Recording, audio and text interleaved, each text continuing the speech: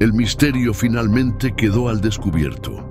La Universidad César Vallejo no subió en el ranking de SUNEDU por mérito académico, sino porque recibió un impulso cuidadosamente colocado para maquillarla en los primeros puestos. Hace poco más de un mes salió una lista que llama la atención, donde la Universidad de Acuña aparecía increíblemente entre las 7 mejores privadas del país, superando a instituciones históricas como la de Lima, la del Pacífico y la UPC.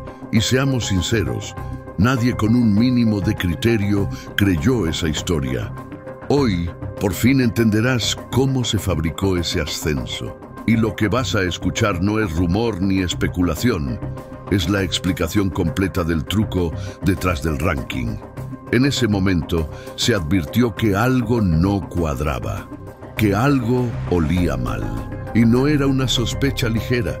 Publicaron el ranking así, sin más, sin el informe técnico que siempre había acompañado este tipo de documentos, sin el sustento que explicara qué factores se evaluaron, cómo se midieron y por qué cada universidad terminó donde terminó. Una publicación improvisada, lanzada casi a ciegas, como si la transparencia fuese opcional. Y aquí es donde vale recordar lo esencial. ¿Qué debería aparecer en ese informe? Los indicadores, los datos, las razones claras que expliquen, por ejemplo, cómo la Universidad César Vallejo había escalado posiciones de manera tan abrupta. Era lo mínimo, era lo obligatorio, era lo que no presentaron en su momento. Pero ahora, finalmente, el famoso informe apareció. Y lo que revela es exactamente lo que muchos intuían desde el principio. El periodista Gonzalo Bedoya lo revisó de punta a punta. Entre todos los indicadores, hubo uno que actuó como una especie de catapulta, especialmente diseñada para favorecer a la Universidad César Vallejo.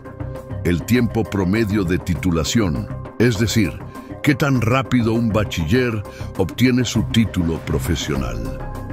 Según una fuente que conoce desde adentro cómo se armó este ranking, este indicador es completamente nuevo, nunca antes utilizado, y su efecto fue decisivo. Y cuando uno revisa dónde destaca la UCB, la respuesta es brutalmente clara. Se titula más rápido que casi cualquiera, no por excelencia, sino por velocidad. Por trámite, no por rigor.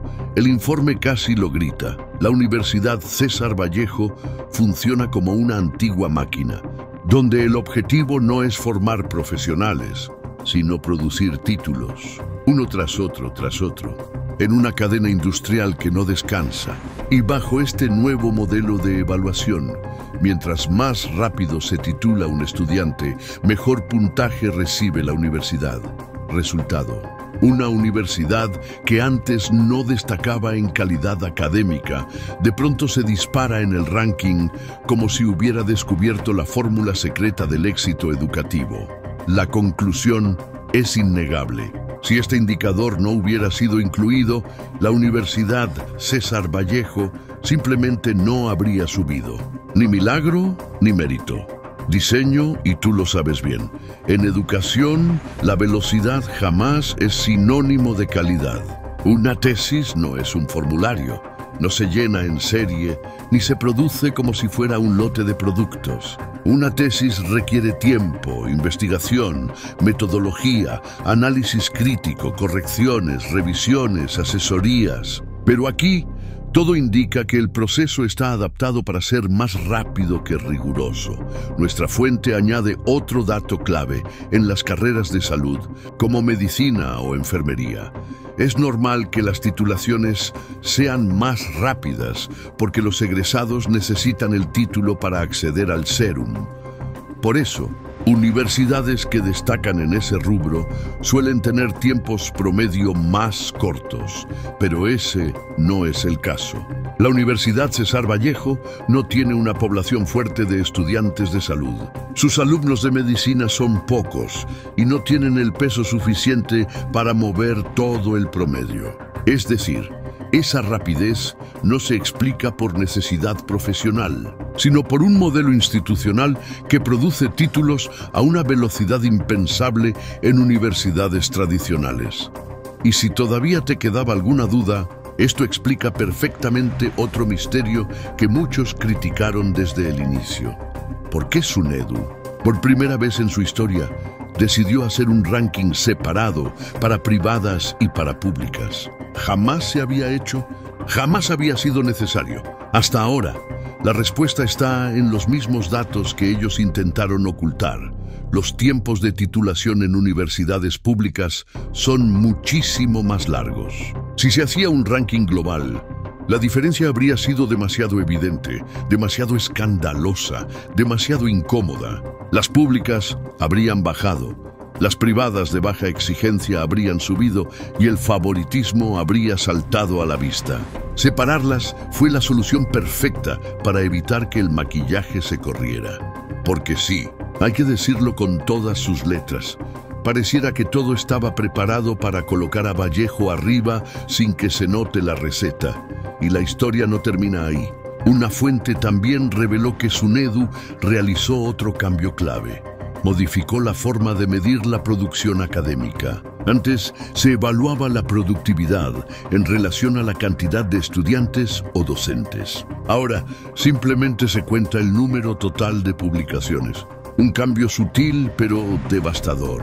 Esto perjudica a las universidades pequeñas, que pueden producir investigaciones de alta calidad, pero en menor cantidad, y beneficia a las grandes, que por volumen pueden publicar más, sin importar proporcionalidad ni impacto. Un modelo que, otra vez, favorece a universidades como la UCB. Ya que estamos hablando de decisiones sorpresivas en el sector educación, déjame darte una exclusiva que el periodista Muñoz investigó a fondo. El Ministerio de Educación, encabezado por Morgan Quero, cambió de postura y ahora propone la creación de 20 nuevas universidades públicas. No es un rumor, no es un trascendido. Es información oficial obtenida a través de solicitudes de transparencia, porque si no lo has notado aún, en los últimos años, los congresistas han comenzado a crear universidades públicas con la misma facilidad con la que inauguran canchas deportivas. Es casi un nuevo deporte legislativo. Prometer una universidad por cada región como si fueran regalos de campaña. Ese documento se viene discutiendo desde junio del año pasado y meses después, en agosto, la DIGESU, Dirección General de Educación Superior, finalmente emitió su informe. Y lo que dice es fundamental. Para crear una universidad se necesitan 3 requisitos básicos. Que el proyecto esté alineado con las políticas nacionales y regionales de educación superior. Que la oferta educativa tenga relación con la demanda laboral. Que existan recursos económicos suficientes para implementarla y sostenerla. Y es sobre ese último punto donde el Minedu fue más claro que nunca. No hay presupuesto, no existe manera real de financiar la creación de 20 universidades nuevas al mismo tiempo. Y el informe recomendaba lo lógico, lo responsable, lo que cualquier especialista diría: es mejor fortalecer filiales o ampliar infraestructura antes que inventar universidades nuevas que nacerán sin recursos suficientes para sobrevivir. Después de todo este análisis, el informe concluye con una frase contundente: el proyecto no es viable. Lo firma Ronald Palomino, entonces jefe de la DIGESU. Pero aquí entra nuevamente la política, que no entiende de informes ni de técnica. A los congresistas no les importó. En marzo de 2025 aprobaron la creación de estas universidades igual. El Ejecutivo tenía 30 días para observar la ley. ¿La observó? Sí, pero no por recomendación del Minedu, sino del Ministerio de Economía y Finanzas. ¿Por qué? Porque el Minedu dio un giro, Palomino dejó el cargo. Regresó Karen Pineda, y con ella vino una narrativa nueva, que la inversión en universidades no debe verse como gasto, sino como una ganancia a largo plazo. Un discurso perfecto para justificar lo injustificable. Y aquí viene el detalle que nadie quiere decir en voz alta. Es curioso, extremadamente curioso, Que este cambio coincida con el momento en el que el ministro Morgan Quero empezaba a buscar proyectarse políticamente, con aspiraciones presidenciales cada vez más mencionadas. Y ya sabemos que en el Perú, crear universidades da votos, aunque esas universidades después no puedan sostenerse. Por eso, el Minedu terminó diciendo que la ley no debía observarse. Una vez más, se impuso la política sobre la técnica, el interés sobre la educación, el cálculo sobre el país.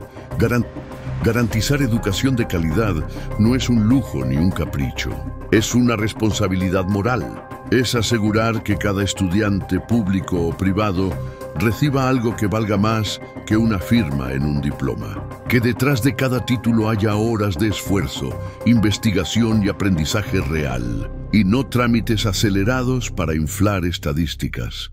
La educación es demasiado importante para dejarla en manos de la prisa, la improvisación o los intereses del momento. Si permitimos que la velocidad sustituya a la calidad, que la cantidad derrote al rigor, o que la política decida lo que debería decidir la técnica, estaremos renunciando a algo esencial: la posibilidad de construir un país donde el mérito tenga valor y donde el conocimiento sirva para cambiar la realidad, no para maquillarla.